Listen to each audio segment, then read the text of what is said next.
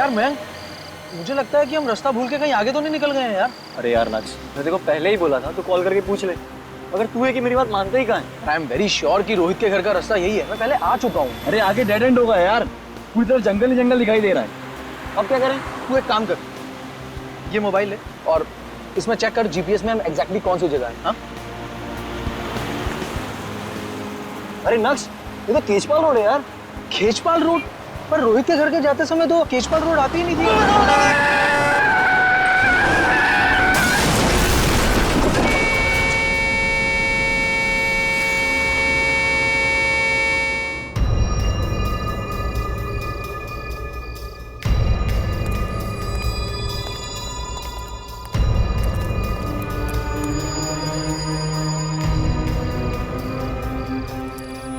XZ001278 काले रंग की गाड़ी है जो पूरी तरह से डैमेज हो चुकी है। लगता है किसी बड़ी गाड़ी ने टक्कर मारी है। दोनों लड़के काफी जख्मी हो चुके हैं, बचने की कोई उम्मीद नहीं है। हम इन्हें हॉस्पिटल ले जाने की कोशिश कर रहे हैं। गाड़ी तो करके ले जाओ।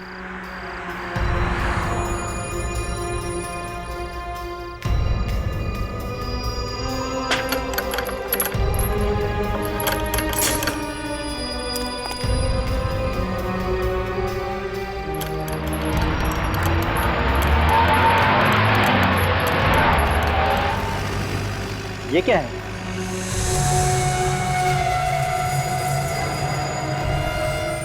ये तो किसी का कंकाल है। इसका मतलब इस डिवाइडर के अंदर किसी की लाश दफनाई गई है।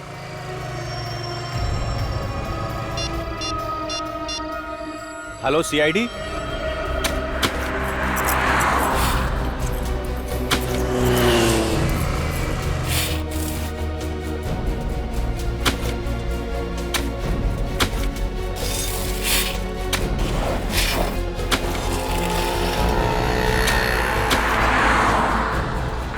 किसी ने सोचा भी नहीं होगा कि यहाँ पर एक एक्सीडेंट होगा और इस डिवाइडर से कंकाल बाहर निकलेगा। लगता है काफी दिनों पहले लाश को गाड़ा है यहाँ पे, जिसका अब कंकाल बन चुका है। सर, खूनी ने लाश को इस जगह ठिकाने लगाने का सोचा कैसे? उसने सोचा होगा कि कोई ये डिवाइडर तोड़ेगा नहीं और किसी को ये कंकाल मिलेगा नहीं। एक काम करो, आप लोग आ जाओ, आ जाओ।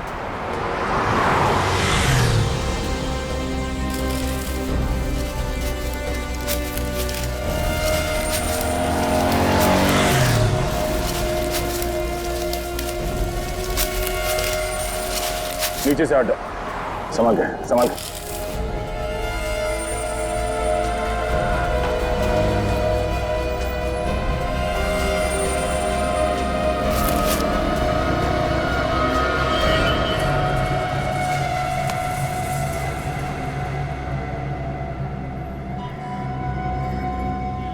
कंकाल किसी औरत की लगती है।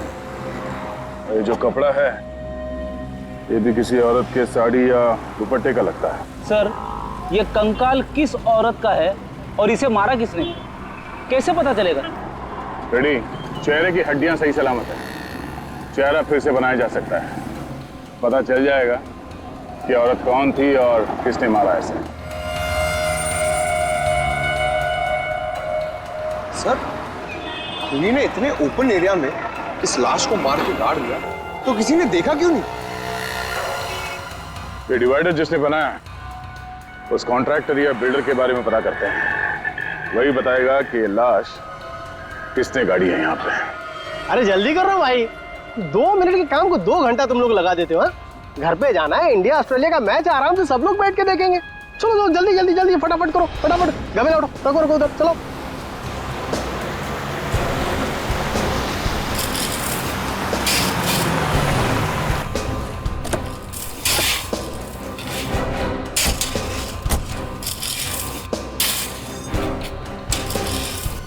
सुनो, ओ भाई साहब, मालिक कौन है यहाँ पे?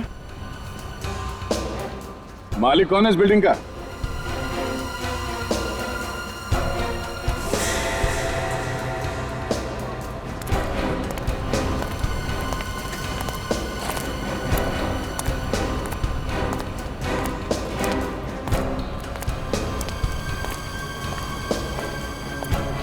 फाइव स्क्वायर कंस्ट्रक्शन कंपनी का मालिक कौन है?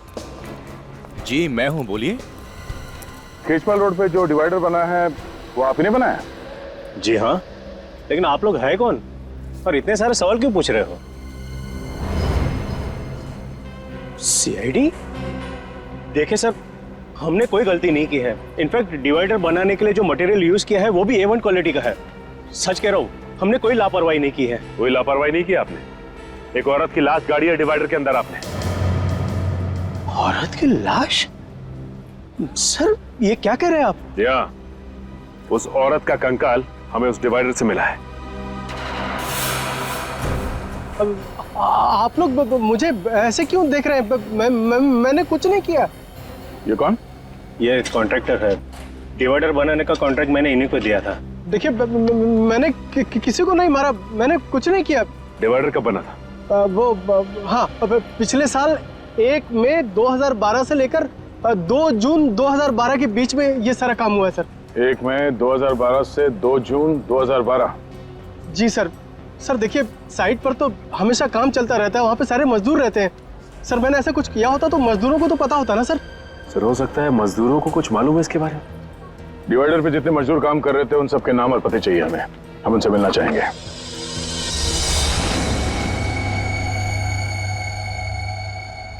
सर ये वो जगह है जहां पे हमें कंकाल मिला। ऐसा लगता है कि खूनी ने उसे मारा कहीं और है और लाश को ठिकाने लगाने के लिए वहां पे ले आया और डिवाइडर के नीचे गाड़ दिया। हाँ? और उस वक्त खेजपाल रोड पर डिवाइडर का काम चालू था, जो खूनी अच्छी तरह से जानता होगा। बस उसी का फायदा उठाकर उसने उस लाश को वहीं पे गाड़ दिया। और सर ये काम एक आदमी का तो हो नहीं सकता, और भी लोग शामिल होंगे इसमें। हाँ हो सकता है, लेकिन इतना सब कुछ हुआ, किसी ने देखा कैसे नहीं? सर जो स्केलेटन हमें मिला था यहाँ खेजपाल रोड पर, ये रोड आगे जाके 2 हिस्सों में बढ़ जाती है। एक रोड जाती है ये मैरिज हॉल की तरफ और दूसरी रोड यहाँ आती है जंगल की तरफ। सर जंगल की तरफ? खूनी ने लाश को जंगल में क्यों नहीं छुपाया? वहां तो आसानी से ठिकाने लगा सकता था सर। हाँ अभिजीत, मगर कभी कभी जंगल में भी तो काम चलता है, लकड़ी तोड़का वगैरह कुछ। हो सकता है उस वक्त ये काम चल रहा था, इसलिए खूनी की हिम्मत नहीं हुई। सर हाँ 1 मई 2012 से लेके 2 जून 2012 तक 9 औरतों के गायब होने की रिपोर्ट दर्ज करी गई है। ठीक है, तो सर उनमें से 6 औरतों को ढूंढ लिया गया था। 2 की मौत हो चुकी थी, एक औरत मिल तो गई है लेकिन वो घर वापस नहीं जाना चाहती थी। इसका मतलब है इस औरत का मिसिंग रिपोर्ट दर्ज किया नहीं गया। क्यों नहीं किया गया? सर हो सकता है इसके परिवार में कोई हो ही ना। हो सकता है सचिन, हो सकता है, लेकिन और भी तो कुछ वजह हो सकती है। एक काम करते हैं, फॉरेस्ट डिपार्टमेंट से पता लगाओ 1 मई 2012 और 2 जून 2012 के बीच क्या जंगल में कुछ काम चल रहा था क्या? और फिर ये कॉन्ट्रैक्टर्स वसंत और भुवन, इन्होंने जो डिवाइडर पर काम करने वाले मजदूरों के नाम दिए ना, उन सभी मजदूरों को ब्यूरो में बुला लेते हैं।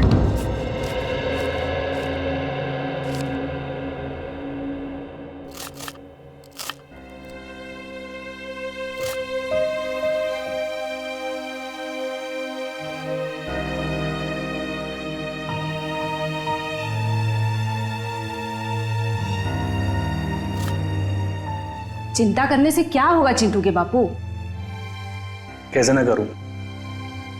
चिंटू की स्कूल की फीस भरनी है।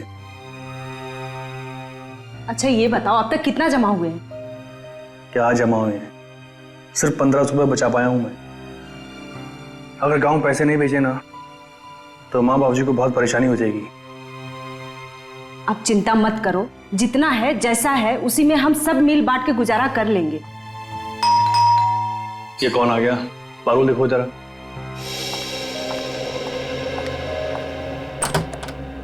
भाभी नमस्ते। नमस्ते, आइए। जी भाभी। अरे सोहन, क्या चल रहा है यार? बढ़िया भाई, दैनिक मेरा एक छोटा सा काम करेगा। देख मना मत करना यार, मैं तेरा एहसान ना जिंदगी भर नहीं भूलूंगा। भाई घबराया क्यों है? क्या बात है? पारुल जरा देखो चिंटू को। बैठ पहले। देख बैठने का टाइम नहीं है, मैं ना कुछ दिनों के लिए, मतलब कुछ सप्ताह के लिए घर जा रहा हूँ। तो ये मेरा ब्रीफकेस कुछ दिनों के लिए अपने घर संभाल के रख लेगा। भाई रख लूंगा, पर इसमें है क्या? घरेलू सामान है यार। कहीं फंसवाने का सामान तो नहीं है? कैसी बात कर रहा है यार, तू मेरा दोस्त है, तुझे मुझ पे भरोसा नहीं? अरे नहीं यार, मुझे तुझ पर पूरा भरोसा है, पर तुझे किसी मुसीबत में तो नहीं तू? नहीं भाई ऐसी कोई बात नहीं है। बस तू इसे रख ले, मैं जैसे ही लौट के आऊंगा तुझे फोन करूंगा। ठीक है भाई, अब मैं चलता हूँ। ठीक है, याद आना।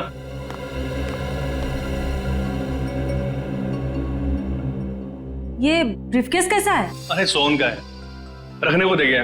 उन्हें उससे ना अचानक गांव जाना पड़ा।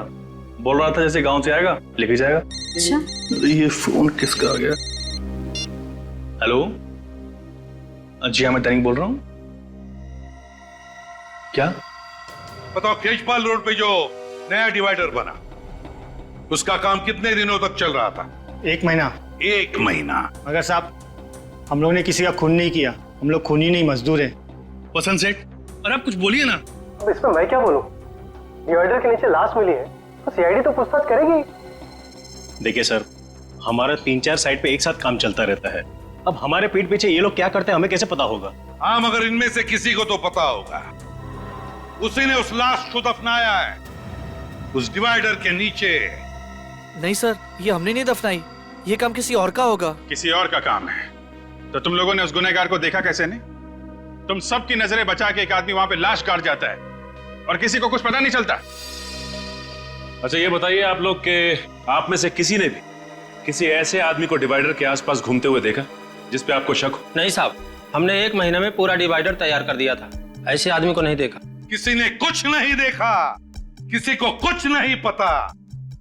ठीक है, सब लोग जा सकते हो, लेकिन याद रखना, अगर जरूरत पड़े तो फिर से आना पड़ेगा।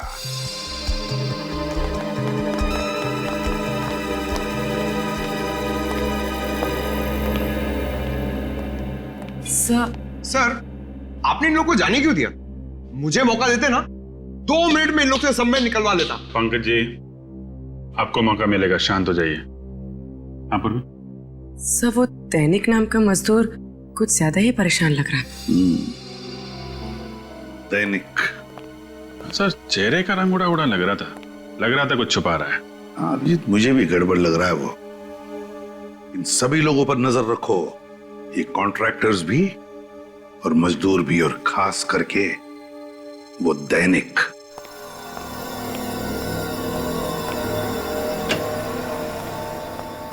क्या हुआ साळुंखे, अब तक कुछ पता चला भी या नहीं? अरे क्या बताऊं यार, लाशों से पीछा छूटा नहीं था, ये कंकाल ला करके रख दिया मेरे लिए।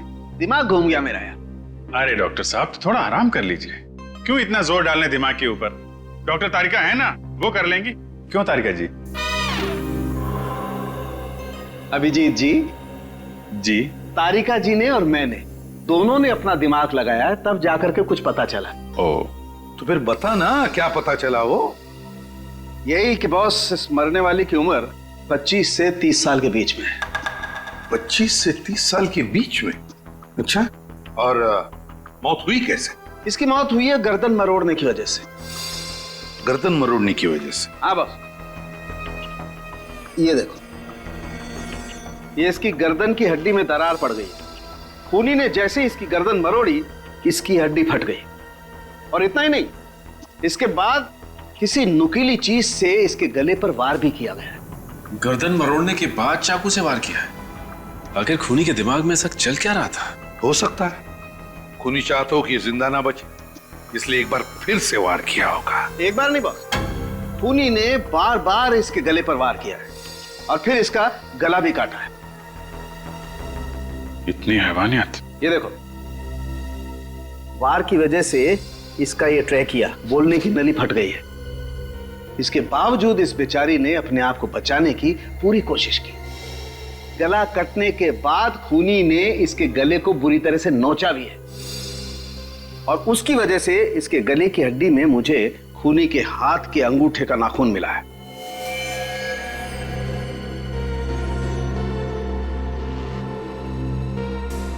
तो फिर अभिजीत, शायद खूनी के हाथ के अंगूठे में नाखून ही ना हो। डॉक्टर साहब, नाखून आदमी का है कि औरत का? डीएनए टेस्ट किया, पता चला कि ये आदमी का नाखून।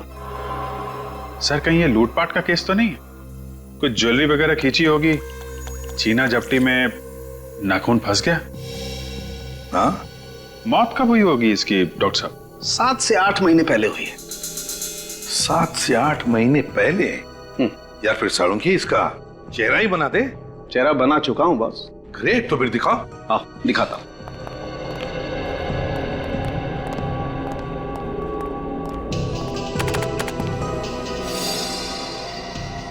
सर, सर इस कंकाल पर से ये जो कपड़ा मिला है ये एक महंगे सिल्क का कपड़ा है। ये देखिए। महंगा सिल्क? जी सर, पटोला सिल्क। और इस पर जो कढ़ाई की गई है वो मशीन से नहीं बल्कि हाथ से की गई है। अच्छा सर, पटोला सिल्क पे हाथ से कढ़ाई का काम ये तो ज्यादातर गुजरात के पाटन जिले में होता है। तो एक काम करो अभिजीत, गुजरात के पाटन में जा, पता लगा कि कढ़ाई का काम किस कारखाने में हुआ है और वहीं पर इस लड़की का फोटो भी दिखाओ। शायद उस लड़की के बारे में कुछ पता चल जाए।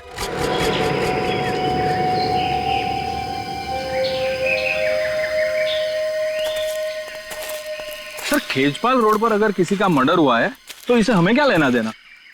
पता नहीं, सीआईडी का मामला है, तहकीकात चल रही है, बताना तो पड़ेगा ही। 1 मई 2012 से लेकर 2 जून 2012 तक के सारे रिपोर्ट्स रेडी हैं? जी सर, रेडी है। Very good.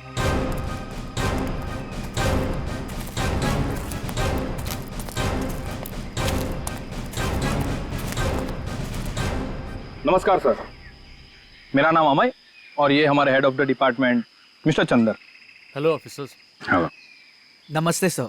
नमस्ते। देखिए, हमें यह पता करना है कि 1 मई 2012 से 2 जून 2012 के बीच यहाँ जंगल में कुछ काम चल रहा था क्या आप लोगों का? हाँ, काम तो चल रहा था, लेकिन क्यों सर?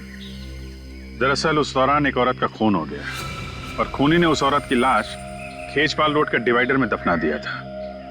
तो इसलिए हम ये जानना चाहते थे कि उस दौरान जंगल में आप लोगों ने किसी अनजान आदमी को आते जाते देखा क्या? देखिए, वैसे तो हम लोग शाम को 6 बजे तक ही काम करते हैं, लेकिन एक बार हमारे वर्कर्स ने रात को देर तक काम किया था। कौन सी तारीख थी वो? शायद 1 जून थी और उस रात हम लोग सारे पेड़ों की मार्किंग कर रहे थे। उस रात आपने किसी ऐसे आदमी को देखा हो यहाँ पे घूमते फिरते जिस पे आपको शक हो?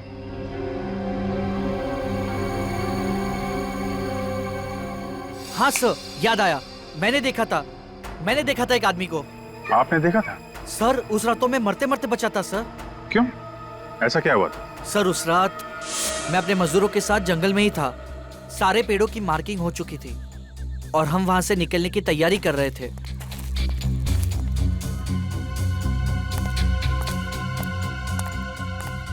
अचानक एक तेज गाड़ी आई और उसने मुझे टक्कर मारी। मैं उठता उससे पहले तो गाड़ी रिवर्स मार चुकी थी और बहुत स्पीड से मेरे बाजू से चली गई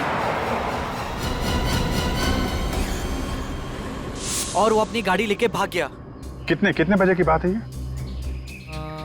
लगभग 9 साढ़े 9 बजे होंगे।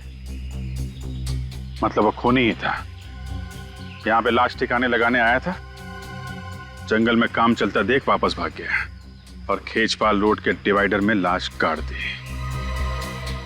ये डिवाइडर वाले मजदूर को छुपा रहे हैं।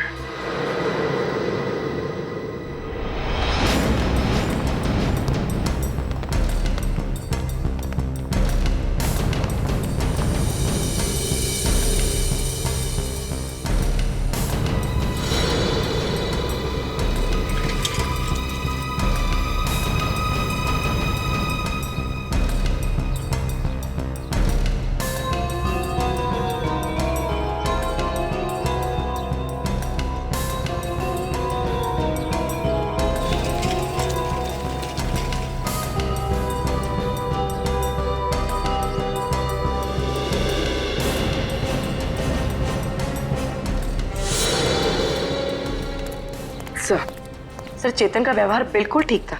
लगता नहीं उसने कुछ गलत किया होगा।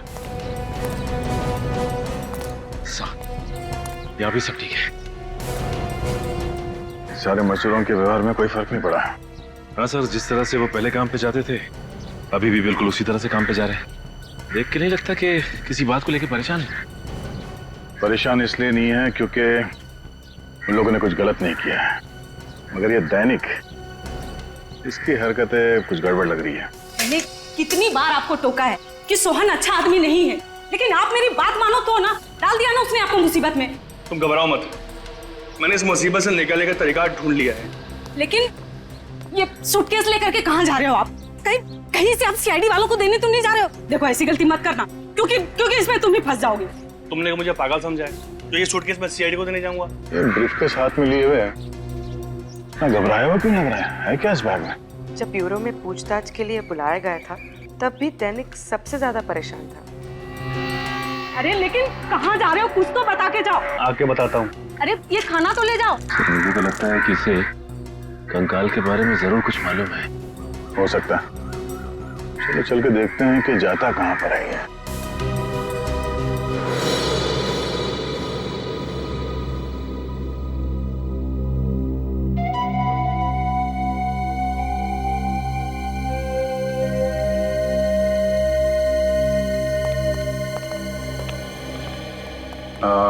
मालिक कहाँ है? Excuse me.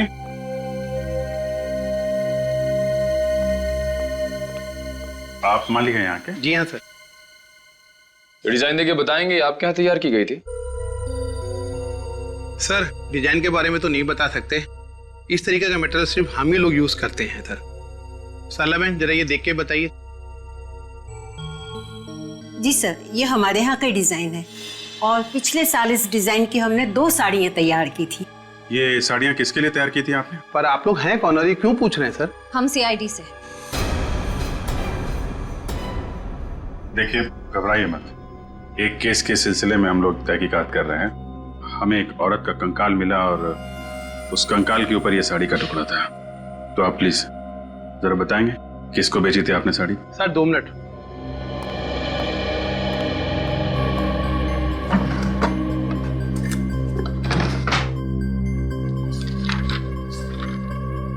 सर ये 2 लोग हैं, एक जिग्नेश भाई हैं, ये बहुत बड़े बिजनेसमैन हैं सर। इन्होंने ये साड़ी अपनी पत्नी के लिए 1 जनवरी 2012 में बनवाई थी। और दूसरी है तानिया जी, ये मुंबई से हैं, इनकी डिलीवरी डेट है 25 मई 2012 सर। तानिया जी मुंबई से? ये हमारी बहुत पुरानी कस्टमर है सर, मुझे लगा उनकी शादी हो गई है और वो परदेश चली गई होंगी सर। कब होने वाली थी उनकी शादी? 1 जून 2012 को सर। तानिया जी ऐसी दिखती थी? हाँ सर यही है। ये तानिया जी का एड्रेस और फोन नंबर तो होगा ही आपके पास?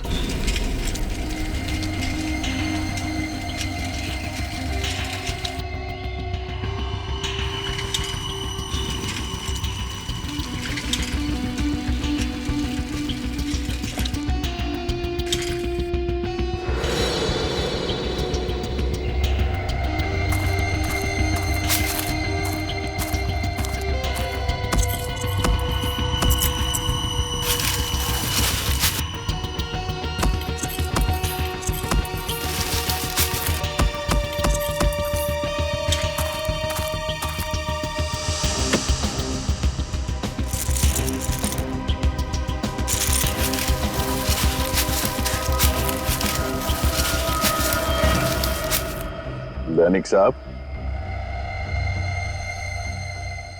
क्यों जुर्म कर रहे हो? हा?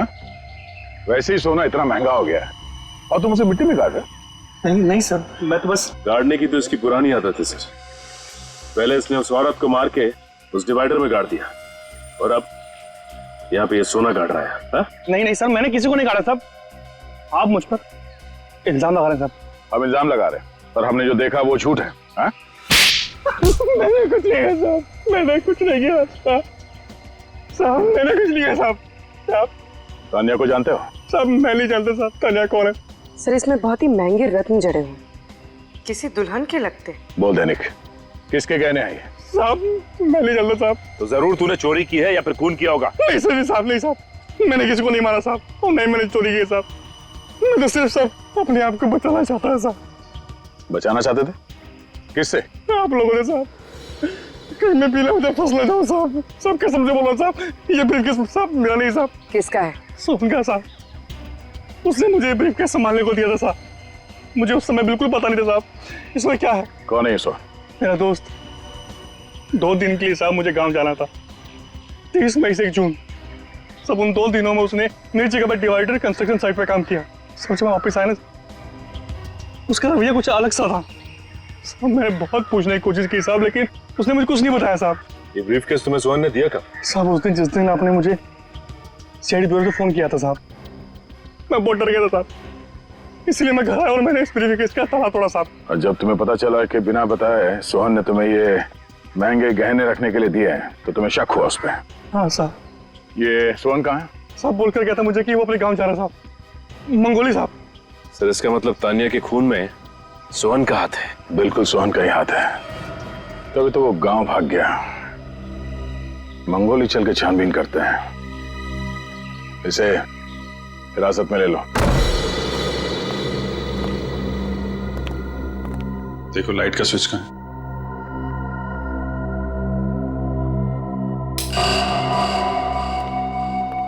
घर तो बहुत अच्छी तरीके से सजा के रखा है, जैसे शादी ब्याह में सजाते हैं, लेकिन फूल मुरझा गए। सर लगता है ये सारी सजावट तानिया की शादी के लिए की गई थी। सर 1 जून 2012 के बाद लगता नहीं है इस घर में कोई आया है।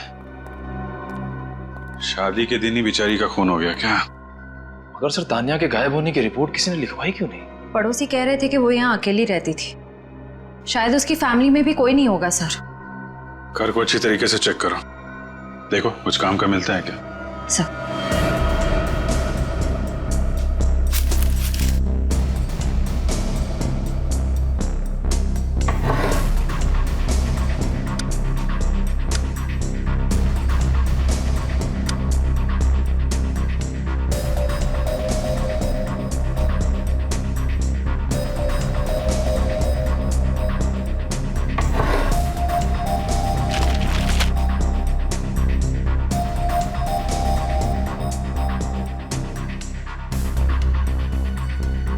तान्या,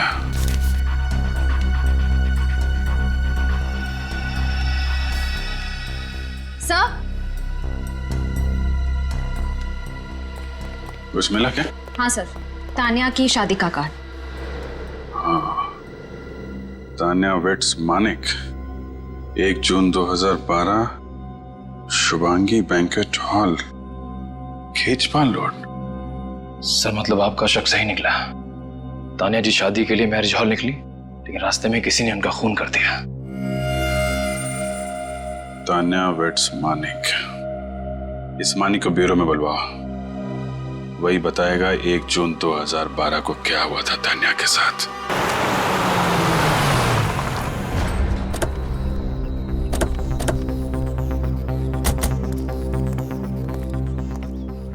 सुनो भाई साहब, ये सोहन कहाँ रहता है? कौन सोहन? अरे वही सोहन जो 2 दिन पहले ही मुंबई से यहाँ पे आया है। अच्छा अच्छा, वो सोहन साहब। लगता है आप लोगों को पता नहीं। क्या? वो जब से मुंबई से आया बीमार पड़ा है। कौन है उसके साथ? वो उसकी बहन कीर्ति रहती है, वही उसकी देखभाल करती है। कहाँ रहते हैं लोग? जी कहिए, किससे मिलना है आपको? आप कीर्ति हैं सोहन की बहन? जी हम लोग सीआईडी से सोहन से मिलना चाहते हैं। सीआईडी? देखिए डरने की कोई जरूरत नहीं है, हम उनसे कुछ जरूरी बात करना चाहते हैं। भैया ये सीआईडी वाले हैं, आपसे मिलने आए हैं।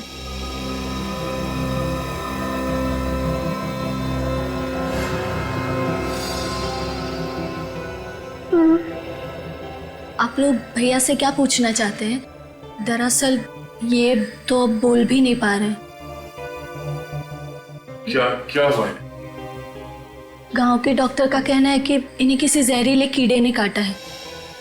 कब हुआ ये हादसा? ठीक उसी दिन जिस दिन भैया शहर से यहाँ लौटे थे।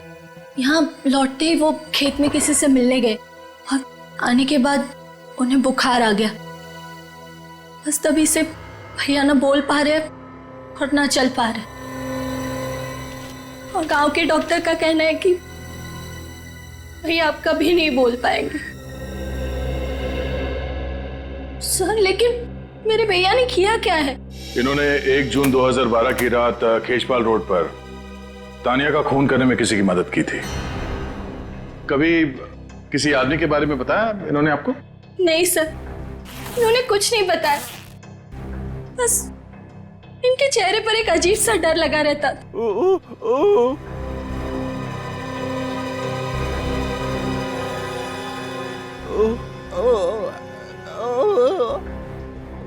क्या?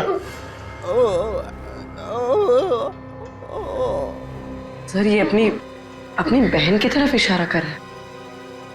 कीर्ति? कीर्ति ने कुछ किया है?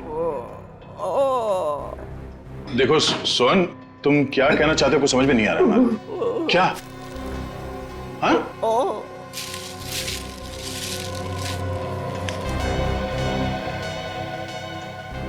खून?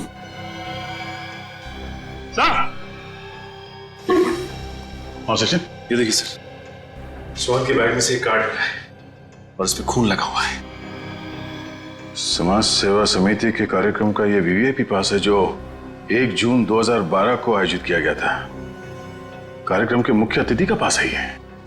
और सर कहीं ये जो खून लगा है ये तानिया का तो नहीं? हो सकता है। अगर ये वीवीआईपी पास सोहन के बैग में था इसका मतलब ये जरूर उस चीफ गेस्ट को जानता था। और ये पास उसने किसी खास वजह से संभाल के रखा था अपने पास। एक काम करते हैं, जिन लोगों ने इस कार्यक्रम का आयोजन किया है उनसे जाके मिलते हैं, वहीं से पता चल जाएगा कार्ड पे लगे इस खून का राज।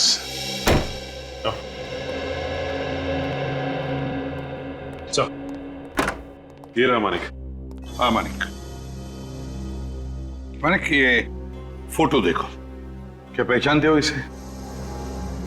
ये तो तानिया सर, इससे मेरी शादी होने वाली थी सर। हाँ, तानिया ही है। मेरा मतलब है तानिया ही थी। जहां पर तुम्हारी शादी होने वाली थी बस बिल्कुल वहीं से कुछ ही दूरी पर हमें तानिया का ये कंकाल मिला। क्या? ये नहीं हो सकता सर। ऐसा हुआ है मानिक जी, किसी ने तानिया को शादी के जोड़े में ही मार दिया और फिर उसे जमीन में गाड़ दिया। किसने मारा मेरी तानिया को? शायद आपने। मैं क्यों मारूंगा? तो फिर तानिया के गायब होने के बाद आपने एफआईआर क्यों नहीं लिखवाई? उसे ढूंढने की कोशिश क्यों नहीं की आपने? सर मैंने बहुत ढूंढने की कोशिश की थी, मगर जब वो शुभांगी हॉल नहीं आई तो मैं समझ गया कि उसने शादी का इरादा बदल दिया है सर। और मुझे बहुत दुख हुआ जब उसने उसके बाद एक बार भी मुझे फोन नहीं किया। तो तुम फोन कर लेते उसे? सर मैंने बहुत कोशिश की थी फोन करने की, मगर फोन स्विच ऑफ था। तो मुझे पता था कि उसके कुछ रिश्तेदार हमारी शादी के खिलाफ थे सर। तानिया बहुत डरती थी उनसे और हमेशा कहती थी कि उसके रिश्तेदार बहुत खतरनाक और बहुत पावरफुल लोग हैं। जब वो मंडप नहीं पहुंची तो मेरे परिवार वाले भी बहुत गुस्सा हो गए और मैं समझ गया सर कि उसने अपने रिश्तेदारों के डर से ही मुझे धोखा दे दिया। है कौन ये रिश्तेदार? कभी तानिया ने उनका नाम बताया तुम्हें? नहीं सर, उनसे कभी उसने मिलने ही नहीं दिया। तानिया के माता पिता से क्यों नहीं बात की तुमने? तानिया के माँ बाप नहीं है सर। तानिया से आखिरी बार कब बात हुई थी आपकी उस दिन? ये कोई 8:30 बजे सर, जब वो ब्यूटी पार्लर से मैरिज हॉल के लिए निकली थी। मतलब जो कुछ भी हुआ है ब्यूटी पार्लर और उस मैरिज हॉल के बीच में हुआ है। शुभांगी हॉल तो खेचपाल रोड पे है ना? जी सर। तो जब आप उस दिन वहां पे गए तो क्या उस रोड पे डिवाइडर का काम चल रहा था क्या? जी सर, चल रहा था। वहां पे किसी को देखा था आपने? नहीं सर, कोई भी नहीं था वहां। किसी को भी नहीं देखा। ठीक है, जा सकते हो तुम। जी सर।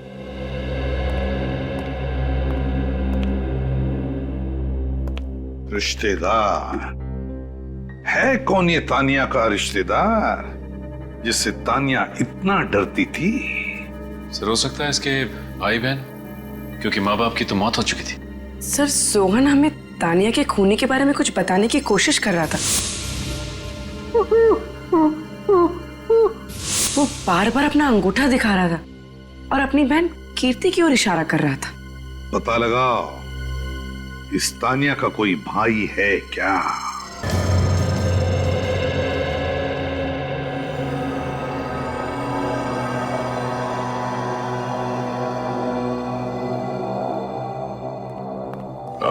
सुनो भाई साहब, अभी लंच टाइम में 1 घंटे बाद आना।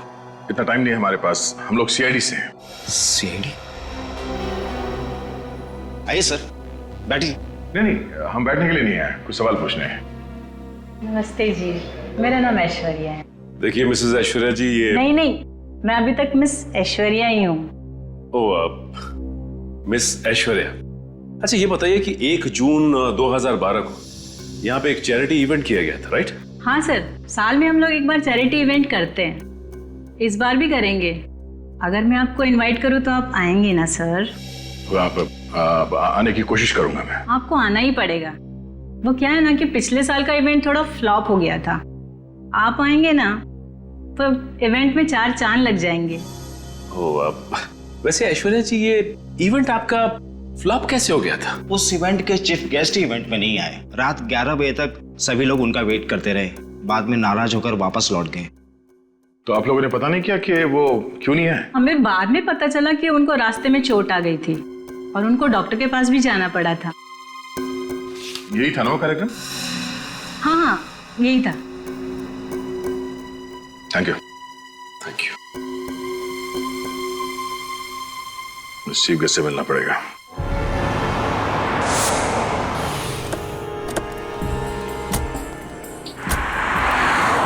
यहाँ पे मिला था तान्या का कंकाल, और यहाँ से आगे जो 2 रास्ते जा रहे हैं, इस तरफ तो मैरिज हॉल है और इस तरफ जंगल है। खूनी ने तान्या की लाश जंगल में गाड़ने की कोशिश की थी, लेकिन वहां पे काम चल रहा था, इसलिए वापस यहाँ पर आया और यहाँ डिवाइडर में उसे गाड़ दिया। हाँ सर, शादी का जोड़ा पहनकर तानिया ब्यूटी पार्लर से निकली होगी। रास्ते में उसे खूनी मिला होगा जिसे वो जानती होगी, और फिर दोनों मिलके मैरिज ब्यूरो की तरफ गए होंगे। लेकिन मैरिज हॉल तक पहुंचे नहीं फ्रेडी, उसके पहले ही खूनी ने अपना काम कर दिया और यहाँ पे तान्या को गाड़ दिया। सर मगर उसने अकेले कैसे गाड़ा होगा? जरूर उसने किसी की मदद ली होगी। हाँ सर, ये काम किसी कंस्ट्रक्शन साइट का वर्कर ही कर सकता है, कोई और करता तो इतनी फिनिशिंग नहीं हो पाती। और दूसरे दिन जब बाकी के वर्कर यहाँ पे आते तो टेढ़ा मेढ़ा काम देखकर वो वापस उसे तोड़ देते और लाश बाहर आ जाती। सर ये काम जरूर सोहन ने किया है। उसी के पास सोने के जेवर थे जो उसने दैनिक को दिए थे, शायद तान्या के गले से निकाल लिए हो। और सोहन को यहाँ इस काम के लिए एक ही आदमी बुला सकता है। हाँ दया, बिल्कुल ठीक दया, बिल्कुल ठीक, सही सोच रहे हो। सारे सबूत उसी आदमी की तरफ इशारा कर रहे हैं। खूनी वही है दया, हाँ वही है, उठा लो उसे। चल चल चल जल्दी कर, जल्दी कर, चल। अरे तू अंदर क्या कर रहा है? हाँ? अरे 4 दिन का काम था, 8 दिन लगा दिया तुम लोगों ने। कितने आलसी हो तुम लोग। आज से लिफ्ट का काम शुरू होना था, वो कब शुरू होगा? समझ में नहीं आता तुम लोगों को? अरे भुवन जी, आपने इस कॉन्ट्रैक्टर को सिर्फ मजदूरों पर चिल्लाने के लिए रखा है क्या? दरअसल वसंत जी है ही ऐसे, छोटी छोटी बातों में गुस्सा हो जाते हैं, लेकिन मजदूर से काम बहुत अच्छा निकलवाते हैं। अच्छा, आप किसी तान्या नाम के लड़की को जानते थे? तान्या? नहीं सर। ठीक है, चलो चलो चलो, जल्दी करो, जल्दी करो। पता नहीं कब काम करेंगे लोग, समझ में नहीं आता है। अरे सर, आप लोग यहाँ? क्या करें, सीआईडी का काम ही कुछ ऐसा है, आना जाना लगा रहता है। जी सर। वसंत जी, आप किसी तान्या को जानते थे? तान्या? नहीं सर, ये तान्या कौन है सर? मैं किसी तान्या को नहीं जानता। इसके गले की हड्डी में मुझे खूनी के हाथ के अंगूठे का नाखून मिला है।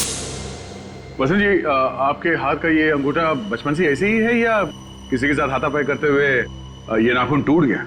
नहीं सर, ये क्या है कि हाँ, वो मेरी गाड़ी का टायर बदलते वक्त मेरा अंगूठा उसमें फंस गया था, तो मेरा ये नाखून टूट गया सर। गाड़ी का टायर बदल रहे थे या तान्या का गला दबा रहे थे? हा? सर वो सर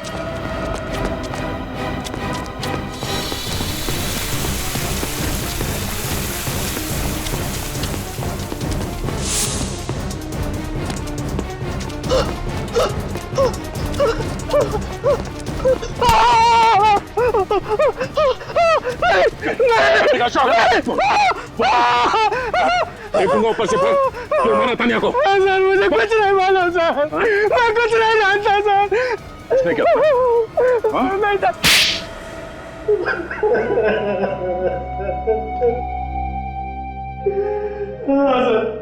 मैंने ही तानिया को खून किया है।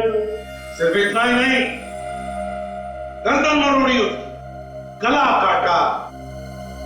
शर्म नहीं आई अपनी बहन का इस तरह से इतनी बेदर्दी से खून करते हो? वो मेरी सगी बहन नहीं थी तो वो बहन ही ना तुम्हारी? हाँ? क्यों खून किया उसका? क्योंकि नफरत करता था मैं उससे। बाबा ने सारी प्रॉपर्टी उसके नाम कर दी थी, मेरे नाम पर फूटी कौड़ी भी नहीं छोड़ी थी। अगर वो मानिक से शादी करती तो मानिक सारी प्रॉपर्टी हड़प लेता, सब कुछ उसके नाम हो जाता। इसीलिए मैंने तानिया को बुलाया। मैं चाहता था कि वो कागजात पर साइन कर दे ताकि शादी के बाद सारी प्रॉपर्टी मेरी हो जाए। देखो तानिया, मुझे तुमसे कोई गिला शिकवा नहीं है। तुम एक बार इस जायदाद के पेपर पर सिग्नेचर कर दो, उसके बाद तुम्हारा रास्ता अलग और मेरा रास्ता अलग। ये क्या बसंत भैया, मुझे लगा कि आप अपनी सारी कड़वाहट भूलकर अपनी सौतेली बहन से एक नया रिश्ता जोड़ना चाहते हैं, और आप मेरी शादी के दिन इन पेपर्स पे साइन करवाना चाहते हो। मैं अपनी जायदाद आपके नाम कभी नहीं करूंगी। गाड़ी रोकिए।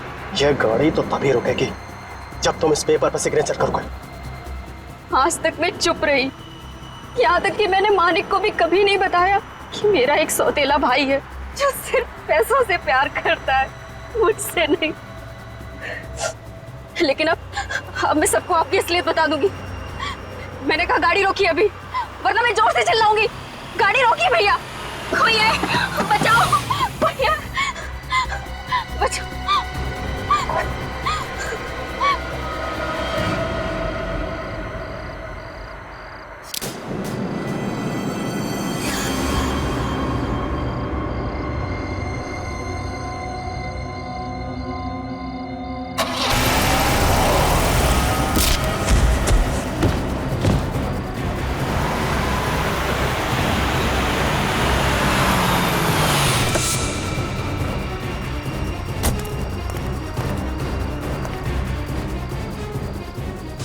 हाँ सोहन, साइड पे आ जा।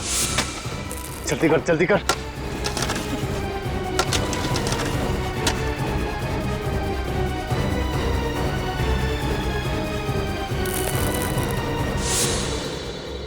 लेकिन तुमने सपने में भी नहीं सोचा होगा कि उस रास्ते पे एक दिन एक्सीडेंट होगा, डिवाइडर टूटेगा और तुम्हारा गुनाह सामने आ जाएगा।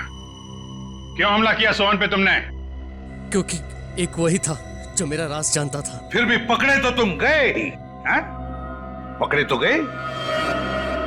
क्या लगता है तुम्हें, जिस जायदाद के लिए तुमने अपनी बहन का इतनी बेरहमी से खून किया, क्या वो जायदाद तुम्हें मिल जाएगी?